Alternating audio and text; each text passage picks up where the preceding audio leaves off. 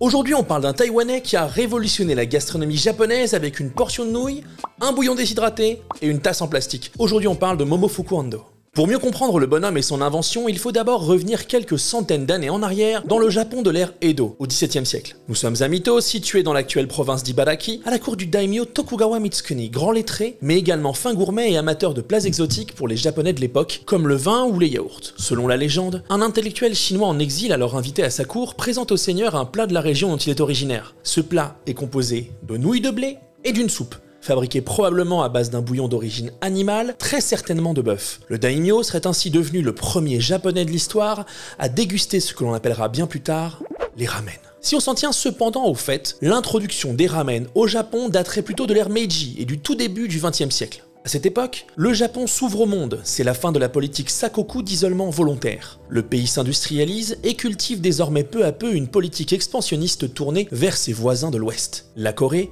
et la Chine, avec lesquels il échange par ailleurs beaucoup. On dit que les commerçants chinois installés dans les ports japonais auraient ramené dans leur bagage les fameuses nouilles et les recettes de bouillon, base de la préparation de nos ramen modernes.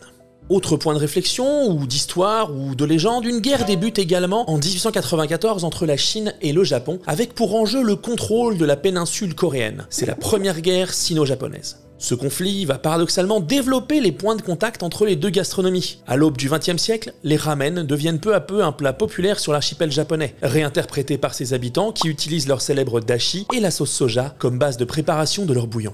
Mais revenons un peu à la première guerre sino-japonaise. Le 17 mars 1895, la Chine exsangue finit par accepter le traité de paix des Japonais. La Chine reconnaît l'indépendance de la Corée, qui deviendra quelques années plus tard un protectorat japonais, et doit céder à l'Empire, en plus de fortes indemnités de guerre, certains territoires dont l'île de Taïwan. 15 ans plus tard, Momofuku Ando naît sur l'île de parents chinois dans une famille d'entrepreneurs plutôt très à l'aise financièrement. Ses parents meurent alors qu'il est très jeune, et il est placé sous la tutelle de ses grands-parents avec ses deux grands frères et sa petite sœur. Son éducation est très stricte, et alors qu'il est à peine âgé d'une dizaine d'années, il doit aider ses grands-parents dans leur commerce de textile. C'est probablement là qu'il commencera à cultiver la fibre commerciale et entrepreneuriale qui le caractérisera adulte. Enfant brillant, il excelle dans ses études. Ouais, forcément, le gars était déjà pas assez énervant et est diplômé du niveau supérieur des études primaires à 14 ans. À 22 ans, il décide d'ouvrir sa propre entreprise dans le milieu du textile, avant de déménager au Japon et d'obtenir la nationalité japonaise en 1933. Il en profite pour créer une nouvelle entreprise sur son lieu de résidence à Osaka. Après la guerre, c'est la tuile. Il connaît quelques problèmes avec la justice japonaise pour une histoire de fraude fiscale et est envoyé en prison. Son entreprise fait faillite et il doit se résoudre à la fermer. Sauf que c'est un gars un tantinet combatif, notre Momo, et qu'il ne va pas se laisser aller pour autant. Après 1945, le Japon connaît de larges famines. Si tu ne sais pas de quoi je parle, va mater le tombeau des Lucioles, les studios Ghibli. On en parlera après, quand tu auras fini d'essuyer tes larmes de sang. Momofuku, en plus d'être un super entrepreneur, se rêve aussi un peu philanthrope. Un philanthrope opportuniste qui kiffe bien la thune, certes, mais qui a dit qu'on pouvait se nourrir avec l'amour de son prochain? Eh oui. Bah non, mais on peut pas être payé en sourire des enfants. Bah non. Il crée en septembre 1948 la Nissin Food Products Company à Osaka, qui se spécialisera d'abord dans le sel. Oui, le sel. Oui, bah, on vous a dit que personne ne trouvait à manger au Japon à l'époque. Il allait pas ouvrir une entreprise de livraison de pizza royale 6 fromages supplément boulettes. Mais en plus, c'est dégueulasse. Ah si, c'est dégueulasse. Le sel finit par lasser notre bon Momofuku Ando, en plus de pas mal le ruiner. Et Momofuku, quand il s'ennuie et que son portefeuille est vide, eh bien il cogite, oui. En 1957, il se souvient d'une scène à laquelle il avait assisté à la fin de la guerre. En plein hiver, sous un froid polaire, il avait suivi une file de personnes à gare sur 30 mètres. La queue l'avait mené malgré lui à une petite échoppe mal éclairée, mais qui dégageait une chaleur réconfortante d'où émanait une vapeur chargée d'arômes. Dans cette échoppe, un homme servait des ramen aux pauvres bougres gelés et morts de faim qui s'accumulaient devant son magasin. C'est alors qu'il a un déclic. Comment faire pour rendre plus accessible ce plat si populaire et réconfortant? Comment faire pour le conserver plus longtemps? Il s'enferme alors plusieurs mois dans son atelier d'Osaka et mène de nombreuses expériences sur des nouilles de blé. Il en sort finalement en 1958 avec son invention, les nouilles déshydratées. Mais comment a-t-il fait? Eh bien, la réponse est en fait plus simple qu'on pourrait le penser. Les nouilles lyophilisées de Momofuku sont en fait plongées dans l'huile bouillante pendant 2 minutes. L'effet hydrophobe de l'huile fait ensuite le reste. Il a également l'idée d'ajouter à ses nouilles un bouillon de poulet en poudre et quelques toppings déshydratés. Le tout, une fois mélangé, a juste besoin d'un peu d'eau chaude et de quelques secondes pour reprendre sa forme initiale, dégageant toutes les saveurs du ramen qu'il avait marqué des années auparavant. Momofuku vient tout juste de créer ses célèbres chicken ramen qui rencontrent un succès immédiat dans son pays. Le concept est tellement révolutionnaire pour l'époque que les Japonais renomment rapidement ces nouilles en Magic Ramen.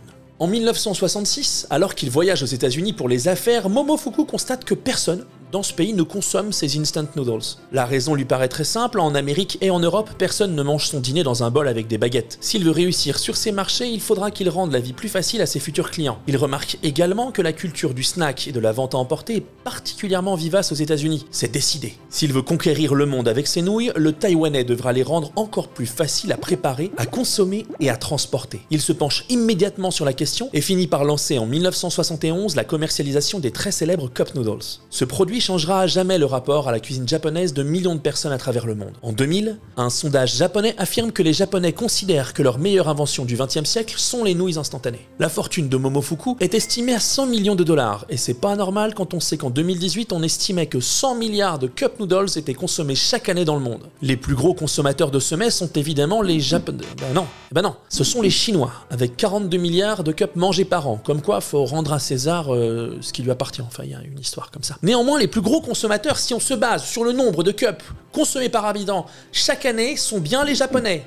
Non plus. Cette fois-ci, ce sont les Sud-Coréens avec les 69 portions par an et par habitant. Décidément, je crois qu'un certain continent avait une petite revanche à prendre sur un certain archipel. Grâce à leur succès au fil des années, les Cup Noodles ont réussi à trouver leur place dans la pop culture. On retrouve les fameuses nouilles dans Dragon Ball ou The Big Bang Theory, et les équipes marketing de Nissin Food utilisent régulièrement des licences comme One Piece ou Hello Kitty dans leur communication, en signant des collaborations à plusieurs millions de dollars. En 2006, Nissin lancera même sa propre série pour mettre en avant ses nouilles lyophilisées. Appelée Freedom Project, les personnages de cet animé ont été chara-designés ni plus ni moins que par Katsuhiro Otomo, le papa d'Akira. Oui, tu fais les choses, tu les fais pas à moitié quand tu t'appelles Momofuku. Avant de nous quitter, en 2007, Momofuku Ando aura l'occasion d'innover une dernière fois en créant en 2005 les Space Ram, des ramen déshydratés qui seront envoyés dans l'espace avec les astronautes de la mission Discovery. Une belle dernière révérence pour le Taïwanais devenu japonais et qui aura révolutionné la cuisine de son pays d'adoption.